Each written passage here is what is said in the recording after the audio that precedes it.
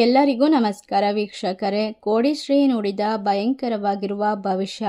ಜನವರಿ 15 ಸಂಕ್ರಾಂತಿ ಹಬ್ಬ. ಈ ಸಂಕ್ರಾಂತಿ ಹಬ್ಬದಿಂದ ಈ ರಾಶಿ ಚಕ್ರ ಜನರ ಬಾಳು ಬದಲಾಗುತ್ತೆ, ಬಂಗಾರವಾಗುತ್ತೆ. ಏಕೆಂದರೆ ಕೋಡಿಶ್ರೀ ಅವರ ಪ್ರಕಾರ ಈ ರಾಶಿ ಚಕ್ರದವರಿಗೆ ಗ್ರಹಗಳ ವಿಶೇಷವಾದ ಬದಲಾವಣೆಯು ಅದ್ಭುತವಾದ ಶಕ್ತಿ ಮತ್ತು ಜೀವನದಲ್ಲಿ ನಿಖರತೆಯನ್ನು ತಂದುಕೊಡುತ್ತದೆ. ಎಲ್ಲ ರೀತಿಯ ಕಷ್ಟಗಳಿಂದ ಪರಿಹಾರ. ವಿಶೇಷವಾಗಿ ಸಂಕ್ರಾಂತಿ ಹಬ್ಬದಿಂದ ಈ ರಾಶಿ ಚಕ್ರದವರ ಬಾಳಿನಲ್ಲಿ ಹೊಸ ರೀತಿಯ ಒಂದು ವಿಶೇಷತೆಯಿಂದ ತುಂಬಿರುವಂತಹ ಸಮಯ ಪ್ರಾಪ್ತಿ. ಹಾಗಾದರೆ ಯಾವ ರಾಶಿಯವರು ಹೆಚ್ಚಿನ ಒಂದು ಅದೃಷ್ಟವಂತರು, ಯಾವೆಲ್ಲ ರೀತಿಯ ಒಂದು ಲಾಭವನ್ನು ಬರಮಾಡಿಕೊಳ್ತಾರೆ, ಯಾವ ರೀತಿ ಇವರ ಜೀವನದಲ್ಲಿ ಅದ್ಭುತವಾದ ಬದಲಾವಣೆಯನ್ನು ಕಂಡುಕೊಳ್ತಾರೆ ಎಂಬ ವಿಶೇಷವಾದ ಮಾಹಿತಿಯನ್ನು ನೋಡ್ತಾ ಹೋಗೋಣ.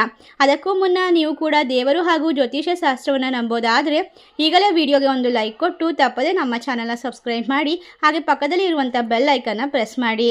ಹೌದು ವೀಕ್ಷಕರೇ, ಮಕರ ಸಂಕ್ರಾಂತಿ ವರ್ಷದ ಮೊದಲ ಹಬ್ಬ ಆಗಿರೋದ್ರಿಂದ ಈ ರಾಶಿಯವರಿಗೆ ಶ್ರೀಮಂತಿಕೆ ಯೋಗ ಕಾದಿದೆ. ಮಕರ ಸಂಕ್ರಾಂತಿ 2026 ಜ್ಯೋತಿಷ್ಯದ ಪ್ರಕಾರ ಕೆಲವು ರಾಶಿಯವರಿಗೆ ಬಹಳ ಅದೃಷ್ಟ ಮತ್ತು ಶ್ರೀಮಂತರಾಗುವ ಯೋಗ ಇದೆ ಎಂದು ಜ್ಯೋತಿಷ್ಯದಲ್ಲಿ ಹೇಳಲಾಗುತ್ತಿದೆ. ಈ ಒಂದು ಜನವರಿ 15ರಂದು ಆಚರಿಸಲಾಗುವಂತಹ ವಿಶೇಷವಾದ ಹಬ್ಬದ ದಿನದಂದು ಈ ರಾಶಿ ಚಕ್ರದವರ ಬಾಳು ಬಂಗಾರವಾಗುತ್ತೆ. ಇದು ವರ್ಷದ ಮೊದಲ ಪ್ರಮುಖ ಹಬ್ಬವಾಗಿದೆ. ಸಂಕ್ರಾಂತಿಯಂದು ಸೂರ್ಯ ಮಕರ ರಾಶಿಗೆ ಸಾಗುತ್ತಾನೆ. ಹೀಗೆ ಮಕರ ರಾಶಿಗೆ ಸೂರ್ಯ ಸಂಚಾರವನ್ನು ಮಕರ ಸಂಕ್ರಾಂತಿ ಎಂದು ಕರೆಯಲಾಗುತ್ತೆ. ಈ ದಿನ ಜ್ಯೋತಿಷ್ಯದಲ್ಲೂ ತುಂಬಾ ವಿಶೇಷವಾಗಿದೆ. ಏಕೆಂದರೆ ಮಕರ ರಾಶಿಗೆ ಸೂರ್ಯನ ಪ್ರವೇಶ ಮಾಡಿದಾಗ ಅದಾಗಲೇ ಶುಕ್ರ ಮಕರ ರಾಶಿಯಲ್ಲಿ ಸಾಗ್ತಾ ಇರ್ತಾನೆ. ಹೀಗಾಗಿ ಇದೊಂದು ವಿಶೇಷ ಹಾಗೂ ಅಪರೂಪದ ಘಟನೆಯಾಗಿದೆ.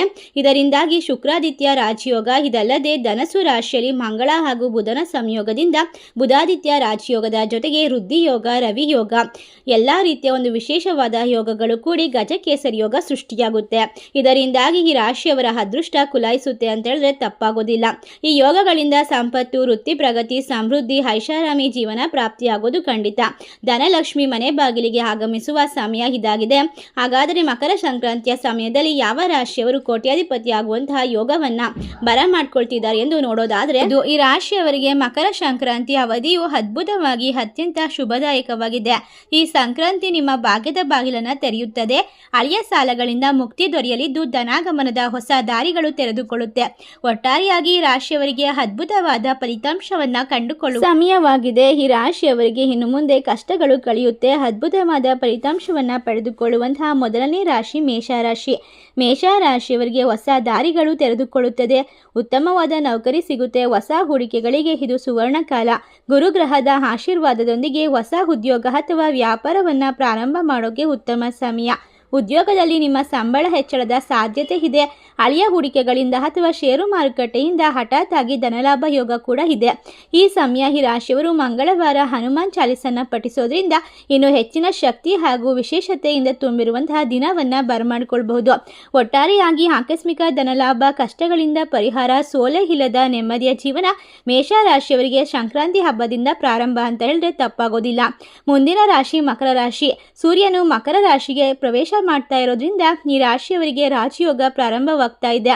ಆರ್ಥಿಕ ಸ್ಥಿತಿ ಗಣನೀಯವಾಗಿ ಸುಧಾರಣೆಯನ್ನ ಪಡೆದುಕೊಳ್ಳುತ್ತೆ. ದೀರ್ಘಕಾಲದಿಂದ ಇರ್ತಕ್ಕಂಥ ಆಸೆಗಳು ಈ ಸಮಯದಲ್ಲಿ ಈಡೇರುತ್ತೆ. ಹೌದು, ಈ ರಾಶಿ ಚಕ್ರದವರಿಗೆ ದೀರ್ಘಕಾಲದ ಎಲ್ಲ ಸಮಸ್ಯೆಗಳು ಕೂಡ ಪರಿಹಾರವಾಗುತ್ತೆ. ಸ್ವಂತ ಉದ್ಯಮವನ್ನ ಹೊಂದಿರುವಂತವರಿಗೆ ದೊಡ್ಡ ಮಟ್ಟದ ಹೊಸ ಒಪ್ಪಂದಗಳು ಸಿಗುತ್ತೆ. ಸಂಕ್ರಾಂತಿ ಸಮಯದಲ್ಲಿ ಈ ರಾಶಿಯವರಿಗೆ ವೃತ್ತಿ ಜೀವನದಲ್ಲಿ ದೊಡ್ಡ ಯಶಸ್ಸು ಕಾದಿದೆ. ಕೆಲಸದ ಸ್ಥಳದಲ್ಲಿ ಗೌರವ ಮತ್ತು ಪ್ರತಿಷ್ಠೆ ಹೆಚ್ಚಾಗೋದ್ರ ಜೊತೆಗೆ ವಿದೇಶ ಪ್ರಯಾಣದ ಅವಕಾಶಗಳು ಕೂಡ ಒದಗಿ ಬರುತ್ತೆ.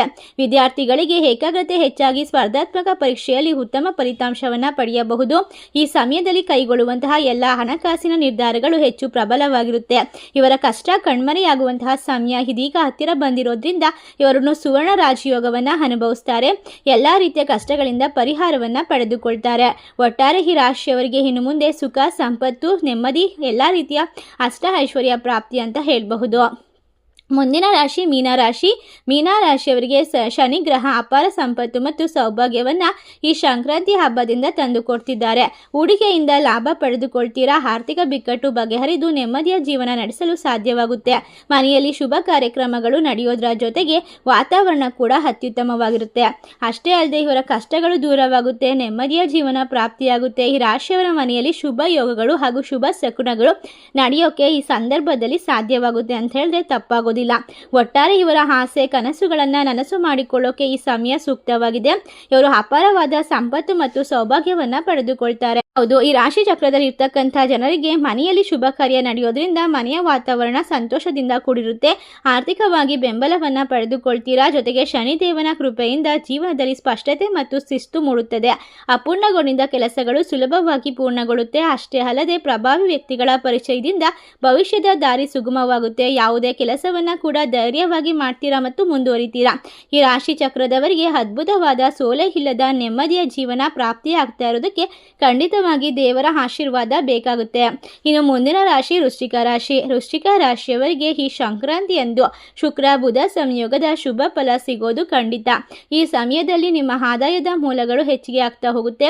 ಸಾಲವಾಗಿ ನೀಡಿದ ಹಣ ನಿಮ್ಮ ಕೈಗೆ ಸೇರುವಂತಹ ಸಾಧ್ಯತೆ ಉಂಟು. ಕಠಿಣ ಪರಿಶ್ರಮಕ್ಕೆ ತಕ್ಕ ಪ್ರತಿಫಲ ಸಿಗುತ್ತೆ. ವಿದೇಶಿ ಮೂಲಗಳಿಂದ ಹಣ ಬರುವ ಯೋಗ ಇದೆ.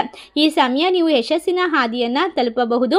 ಗುರುವಿನ ಕೃಪೆಯಿಂದಾಗಿ ಶ್ರಮಕ್ಕೆ ತಕ್ಕ ಪ್ರತಿಫಲ ದೊರೆಯುತ್ತೆ. ಪಾಲುದಾರಿಕೆ ವ್ಯವಹಾರದಲ್ಲಿ ಲಾಭ ಸಿಗುವ ಸಾಧ್ಯತೆ ಇದ್ದು ಹೊಸ ಯೋಜನೆಗಳು ಯಾವುದೇ ಅಡೆತಡೆ ಇಲ್ಲದೆ ಪೂರ್ಣಗೊಳ್ಳುತ್ತೆ. ಮಾನಸಿಕ ಒತ್ತಡ ಕಡಿಮೆ ಆಗಿ ಆರೋಗ್ಯದಲ್ಲಿ ಚೇತರಿಕೆ ಕಂಡುಬರುತ್ತೆ. ಈ ಸಮಯದಲ್ಲಿ ನೀವು ಮಾಡುವ ಯಾವುದೇ ಕೆಲಸ ದುಪ್ಪಟ್ಟು ಲಾಭವನ್ನು ತಂದುಕೊಡುತ್ತೆ. ಜೀವನದಲ್ಲಿ ಸಂಪತ್ತು ದ್ವಿಗುಣಗೊಳ್ಳೋದಲ್ಲದೆ ಜಾತಕದಲ್ಲಿರ್ತಕ್ಕಂಥ ಗ್ರಹಗಳ ಸ್ಥಾನ ಅದ್ಭುತವಾಗಿರೋದ್ರಿಂದ ಬೇಡಿದ ಹೊರ ಪ್ರಾಪ್ತಿಯಾಗುವ ಸುಸಂದರ್ಭ ಇದಾಗಿದೆ. ಶುಕ್ರವಾರ ಲಕ್ಷ್ಮೀ ದೇವಿಯ ಆರಾಧನೆ ಮಾಡೋದು ಉತ್ತಮ. ಇದರಿಂದಾಗಿ ಇನ್ನೂ ಹೆಚ್ಚಿನ ಒಂದು ಫಲಗಳನ್ನು ಪಡೆದುಕೊಳ್ಳಬಹುದು. ಆಸ್ತಿ ಖರೀದಿಸುವಂತಹ ಪ್ರಬಲವಾದ ಯೋಗ ಪ್ರಾರಂಭವಾಗುತ್ತೆ.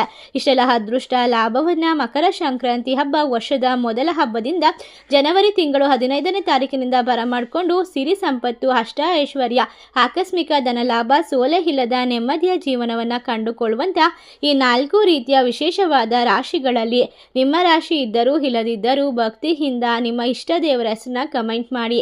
ತಪ್ಪದೆ ನಮ್ಮ ಚಾನಲ್ಗೆ ಸಬ್ಸ್ಕ್ರೈಬ್ ಮಾಡಿ. ಸರ್ವೇ ಜನ ಸುಖಿನೋ ಭವಂತು. ಧನ್ಯವಾದಗಳು.